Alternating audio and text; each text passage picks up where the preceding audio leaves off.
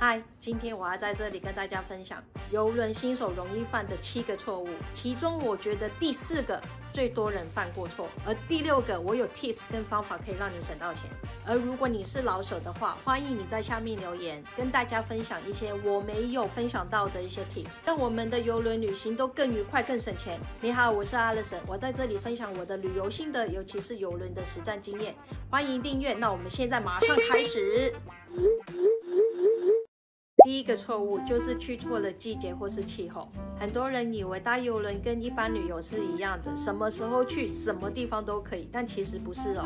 最好的例子就是像阿拉斯加、冰島、挪威這些比較冷的地方，在冬天的時候，大型郵輪是不會出發去的。除了這些有季節性的航線之外呢，要特別注意的是，要避免天氣不穩定的時候去。就像是加勒比海的颶風季是6月到11月，這段時間的票價比較便宜，但風險也比較高，航程很容易被改，而且很多時候港口根本就被取消了，不靠港，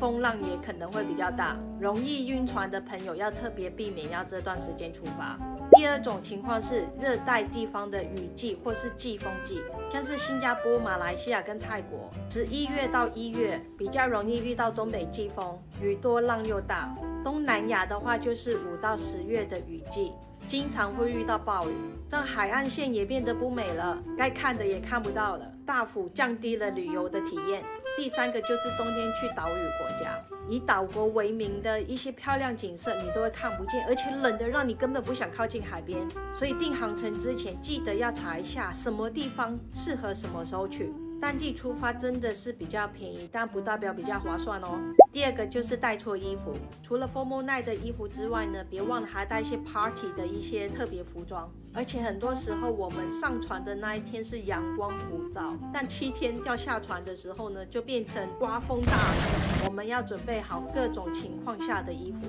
講到旅遊衣服跟裝備，我要跟大家分享一下腳下的衣服。首先是這個可以收納的全支撐旅行枕。頭、脖子跟肩膀都支撐到了，坐飛機、火車跟長途巴士最有用了。我最喜歡的就是可以趴着睡的這一個設計。而我身上穿的是半拉鏈微高領的絨毛打底衣，雙面都有刷毛，所以穿起來非常親膚又保暖。布料有彈性，快速排汗又快乾。腳下加的冬季衣服有好幾個新品的同一件衣服，都可以選擇中等保暖或是高保暖的。腳下這個牌子最擅長的就是主打戶外多功能加日常舒適的設計結合在一起。而我現在身上穿的這一件也是雙面刷毛，非常親膚，可以當內層穿，也可以當外套穿。我最喜歡的就是它的雙拉鏈設計，下身穿着的是高彈力瑜伽褲，腰部的地方彈性非常強，肚子感覺有被包起來的感覺，但是不會很緊。按照我的身高跟體重，他們的網頁是建議我買中碼，但是我購入的是大號，所以穿起來就沒有塑身褲壓迫的那一種感覺。而我現在穿的這一件黑色就真的有塑形跟雙层壓縮的設計，同樣有雙拉鏈的設計，一件衣服可以多穿。我剛坐完9天的郵輪回來就拍這個影片了，很多郵輪的食物還在我的肚子裡面。我突然有個想法，以後搭郵輪就穿這一件，這樣就可以抑制我的食慾。對了，大家，黑五快來了，接着就是聖誕節跟過年。腳下經常有不定時的折扣，有興趣的請查看我的資訊欄，還有提供我的個人專屬折扣碼哦。這一件是軟殼雙面絨毛外套，兩面都可以穿，而且都有口袋，一面是防風防潑水，另外一面的絨毛非常耐用，防止起毛球，可以用洗衣機洗。這一條帶有厚度的軟殼褲，在下擺有拉鏈的設計，可以隨時轉換成紙筒或是喇叭的感覺。這條褲子的保暖程度可以讓我在紐約的冬天還是可以穿着比較短版的外套，但我還是另外準備了一件3合1的保暖外套，外層可以防曬、防紫外線、防潑水、防風又耐磨，裡面的那一層又輕又保暖，光是這件穿了就讓你暖6度。有了這個3合1的外套，可以讓你輕鬆應對35度的溫差，另外帽子也可以拆下來，靈活應對各種情況。喜歡坐郵輪的我，冬天也是可以入手夏天的衣服的。我找到了戶外專用的防曬套裝。上身是非常輕薄的防曬、防潑水、防風的外套，穿在泳衣外面就可以安心的玩獨木舟啊，或是香蕉艇這種水上活動。下身是防水又快乾的運動裙，最內層是緊身褲。如果遇到生理期又要去海邊玩的話，這樣設計的裙子就會比較有安全感，就不會掃興啦。第三個，選錯郵輪。很多人以為郵輪就是郵輪，當每一間都一樣，其實不是哦。每一間郵輪都有自己的風格，選錯郵輪的話，你的行程會大大打折，很有可能讓你不會再搭郵輪。所以出發前對郵輪公司要有一定的了解。那現在我分享3個風格不同的郵輪公司。第一個就是維珍郵輪，他們出了名的就是成人限定，而且比較偏時尚、夜生活、音樂、party， 而表演方面呢，也是比較挑逗一些，然後比較你自己可以想象的，但不是色情的那一種哦，是帶有一些藝術感的。第二間就是皇家加勒比海，我先生說的，他說搭上皇家加勒比海就好像在海上的遊樂園一樣。大部分皇家加勒比海的郵輪的娛樂設施都超豐富的，衝浪、攀岩、打羽毛球、碰碰車，很多我的影片都有分享。所以像我們沒有小孩子的兩夫妻，感覺就少了一些舒適的度假風。第三個就是和美郵輪，我之前的影片也有介紹過，他們是偏向於比較成熟、穩重、文藝範的，步調也比較慢，表演也比較那一種不是很刺激的那一種，就是很沉浸式的，但非常適合放空慢慢來。另外要注意的是，儘管是同一間郵輪公司，不同的船也有完全不同的風格。像 MSC 是歐洲的郵輪公司，但是在美國也有很多的船，所以當 MSC 在歐洲还有美國行駛的時候呢，工作人員的作風不同，態度也不同，吃的也不同，玩的也不同，所以变成是截然不同的風格。同樣是皇家加勒比海做一個例子好了，我剛搭完他們的 Symphony of the Sea， 什麼都有，就是瘋狂的像遊樂園那種。另外我還搭過他們的 Enchantment of the Sea， 就是非常小又比較舊的船，娛樂非常少，連迷你高爾夫球都沒有。主要的娛樂活動竟然是有獎問答，但其實每一間郵輪公司都有自己的風格跟特色，沒有好或不好，只有合不合你胃口而已。第四個，選錯房間的位置。我想這應該很多人有犯過這個錯誤。首先，我很建議第一次搭郵輪或是比較暈船的朋友，可以選擇在樓層的中間，還有船身的中間，也就是中間的中間，這樣比較不會暈船。我建議選房間之前呢，可以先上網查一下這一艘郵輪的 deck plan， 看一下它的船的整個地圖，這樣你就可以知道，buffet 在哪一層，游泳池在哪裡，有小孩子的話，小孩子的寄托中心在哪裡，這樣你就可以避免或是選擇一些比較方便你常要出入的地方，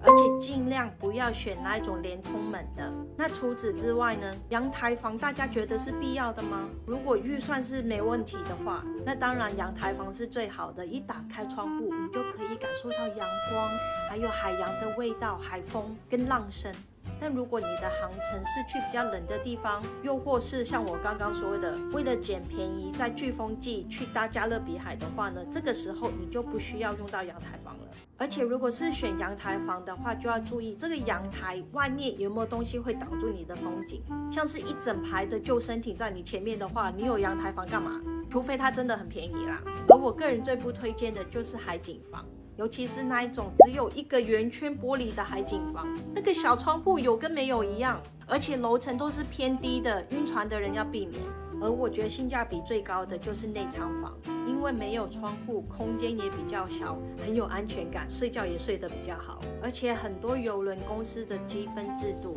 都是依照你在郵輪待了幾個晚上來給分的，所以當你住內艙房的時候，你就可以用最少的錢積到別人一樣的分數。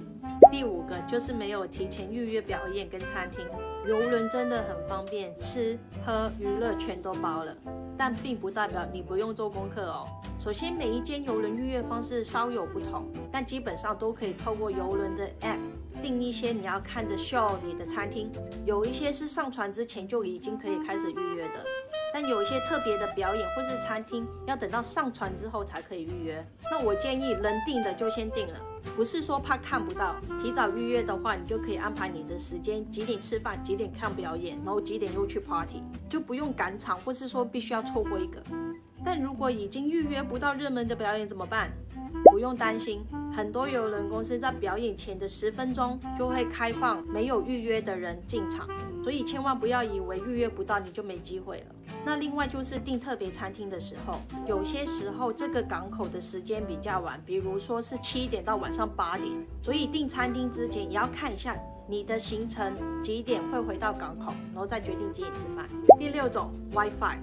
郵輪上面的 WiFi 分2種，有分免費跟付費。免費的 WiFi 是等你上了郵輪之後，連接到他們的 WiFi， 就可以免費使用郵輪的 App。這個 App 可以讓你查看行程、預約吃飯表演，還有你的賬號，還可以用他們的聊天室功能。現在我搭過的幾艘郵輪公司是免費的，但也有付費的。像嘉年華郵輪的話，我剛搭完9天回來，整個航程它也只收$5。透過這個聊天室，你就可以簡單的跟另外一個也在這艘郵輪上的人保持聯絡。但如果是付費的話，對方也要開通才行哦。另外一個就是付費的 WiFi， 這就有分幾種不同的 package， 反正就是依你的需求去購買。要注意的是，某一些郵輪公司可能會鎖定某一些 App， 就像是在嘉年華郵輪，我就用不了 Line。然後還有一些人投訴說用不了他們的微信。為了避免跟家人或是工作上沒有辦法保持聯繫的話，建議還是準備2個通訊 App 比較保障。像我用過 Facebook 的 Messenger 就沒有什麼問題。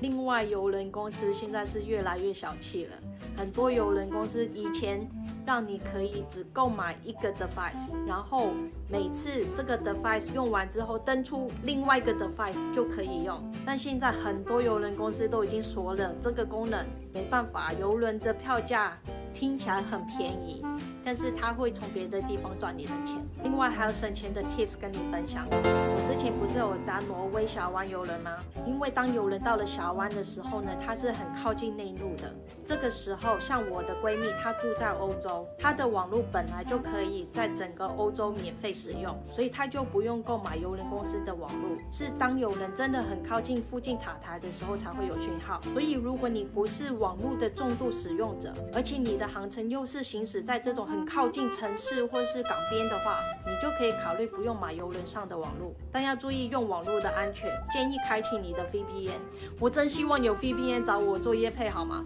第7個就是沒有做線上 check-in 或是搞錯登船時間。很多人以為訂了郵輪之後付了錢就什麼都不用做，郵輪4點才開船，那我3點多到就好啦。其實並不是哦。首先，郵輪在行程的20或是30天之前就會開放線上的 check-in， 基本上郵輪公司都會寄 email 通知你要做這個動作。反正他問什麼你就填什麼，就是一些個人資料，很簡單的。而郵輪公司就要把所有乘客的資料在出發前的24小時或是48小時一併要交給海關，海關會預先知道這一群人要搭郵輪出去。這就解釋了為什麼明明有一些郵輪還有空房，但出發前的1-2天它已經不能再出售了。而 check-in 也有2種，除了剛剛說的線上 check-in 之外呢，到了搭船的那一天還有現場的 check-in。現場的 check-in 也很簡單，就是要核對這個人還有資料是否符合，然後才讓他上船。而另外我要提一下，登船有3個重要時間要搞清楚。